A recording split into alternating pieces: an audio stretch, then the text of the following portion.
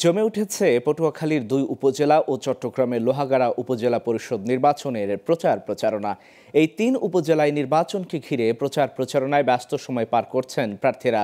সকাল থেকে রাত পর্যন্ত ছুটছেন ভোটারদের দ্বারে, দিচ্ছেন বিভিন্ন প্রতিশ্রুতি। নির্বাচন সংশ্লিষ্টরা বলছেন, এবার অবাধ, সুষ্ঠু ও নিরপেক্ষ নির্বাচন হবে।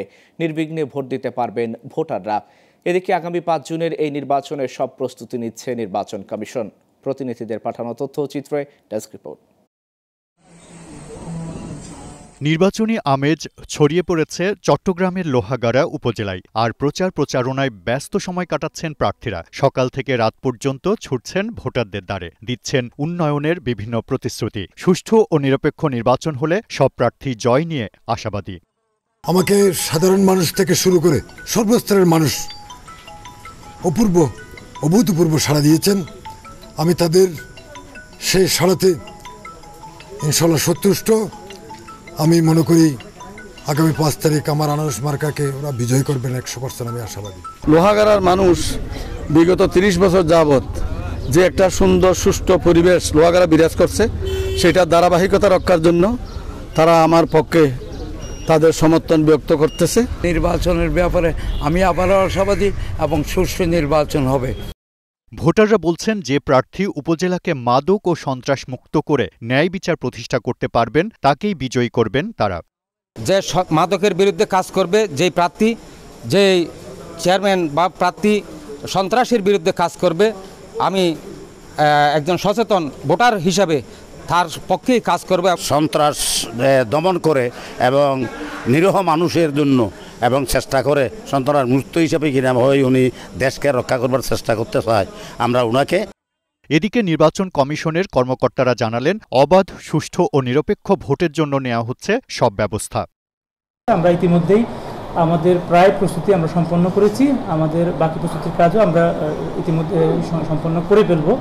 প্রার্থীদের সাথে ইতিমধ্যে আমাদের মত বিনিময় সভা হয়েছে। আমরা তাদেরকে এটুকু এনশিওর করেছি যে একটি অবাধ, সুষ্ঠু, নিরপেক্ষ নির্বাচন অনুষ্ঠিত হবে। এদিকে পটুয়াখালীর কলাপাড়া ও রাঙ্গাবালিতে চেয়ারম্যান পদে বর্তমান ও সাবেক চেয়ারম্যান সহ ৬ জন, ভাইস চেয়ারম্যান পদে ৭ জন ও মহিলা ভাইস চেয়ারম্যান পদে ৭ জন সহ মোট ২০ জন প্রার্থী প্রতিদ্বন্দ্বিতা করছেন। যদি মানুষ ভোট দিতে পারে, কোনো আকস্মিক কোনো দুর্ঘটনা না ঘটে ৫ তারিখ, ইনশাল্লাহ 70% ভোট পেয়ে আমি উপজেলা চেয়ারম্যান নির্বাচিত হব। আমার বিশ্বাস যে আগামী ৫ই জুন উপজেলা পরিষদ নির্বাচনে কলাপাড়ার মানুষ যাচাই বাছাই করে তারা দেখবে কে ভোট পাওয়ার যোগ্য। আমি নির্বাচিত হলে রাঙ্গাবালী মানুষের কাঙ্ক্ষিত যে উন্নয়ন, আমি এই অবকাঠামোগুলো, এই অবস্থাগুলোর পরিবর্তনের জন্য সর্বোচ্চ চেষ্টা করব। স্বাবলম্বী রাঙ্গাবালী উপজেলা তৈরি করতে পারবো বলে আমার বিশ্বাস। যেহেতু এখানে পর্যটন আছে এবং পর্যটন নিয়েও কাজ করার একটা ইচ্ছা আছে। যদি সুষ্ঠু সুন্দর নির্বাচন হয় তাহলে আমি শতভাগ আশাবাদী।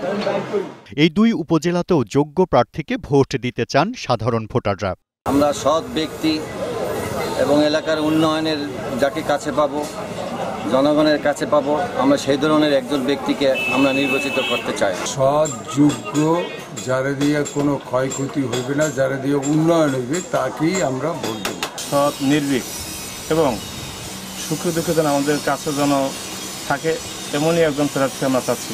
এদিকে নির্বাচন কমিশনের কর্মকর্তারা জানালেন, অবাধ, সুষ্ঠু ও নিরপেক্ষ ভোটের জন্য নেওয়া হচ্ছে সব ব্যবস্থা। ৫ই জুনের নির্বাচনটা অবাধ, সুষ্ঠু, গ্রহণযোগ্য এবং নিরপেক্ষ করার লক্ষ্যে যা যা প্রয়োজনীয় পদক্ষেপ, সকল পদক্ষেপই গ্রহণ করা হয়েছে। Global television news desk.